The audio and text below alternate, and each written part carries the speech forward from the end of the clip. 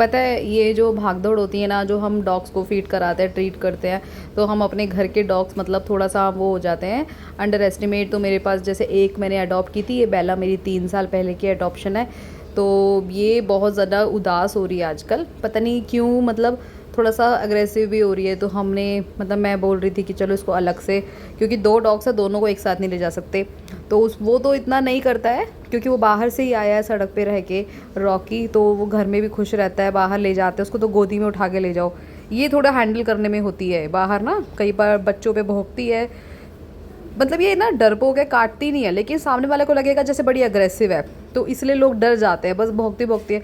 जबकि कहने को तो ये जो रॉकी है ना, इससे भी डर जाती है। सोचो रॉकी है 5-6 महीने का, ये इतनी बड़ी है पर एक नंबर की, कहते हैं ना डरपोक।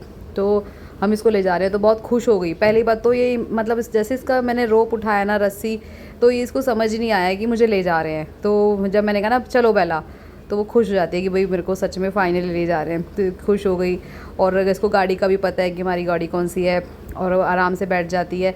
शुरू में पहले दिन ना बहुत दिक्कत हुई थी, जब गाड़ी में फर्स्ट टाइम बैठाया था ना, वॉमिटिंग एंड ऑल, और गाड़ी से कूद गई थी। वो तो मैंने शूट नहीं किया, कूद गई थी और मेरी बेटी उसके पीछे कूद गई। सोचो कि क्या हो सकता था, और रेड लाइट थी और वो सीन ही देखने वाला था। फिर वो कूदने के बाद ना भागी नहीं, सामने आके खड़ी हो गई सड़क पार करके कि आ जाओ, बाहर आ जाओ। मतलब अब देखो कितनी खुश है आज। तो वो जो सीन है ना, हमारी आंखों से ओझल नहीं होता, डर लगता है कि कुछ हो जाता, मेरी बेटी को कुछ हो जाता।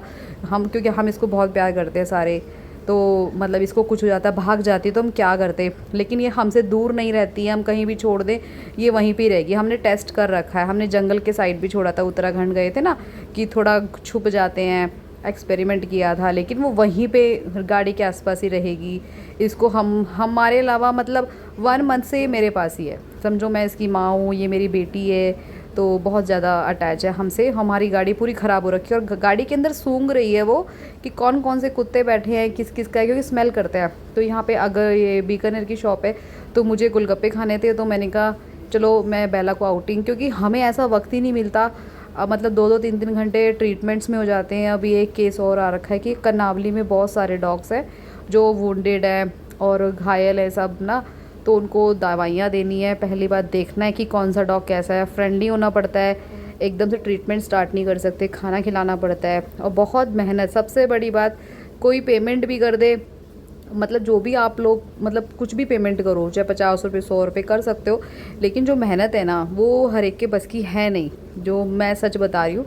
आप लोग करके देख लो, चाहे 1-2 दिन। आप एक डॉग को हैंडल करना बहुत ही मुश्किल है, क्योंकि ऑब्ज़र्व करना, उनके साथ टाइम स्पेंड करना, और सबसे बड़ी बात है दवाई कैसे देनी है। कई बार अवेलेबल होते हैं, कई बार नहीं होते। शेल्टर में तो क्या पकड़ा, चलो मैं ट्रीटमेंट हो गया।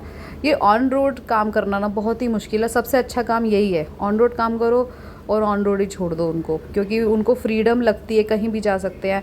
बस ये कि लोग परेशान ना करें, वो भी किसी को परेशान नहीं करते।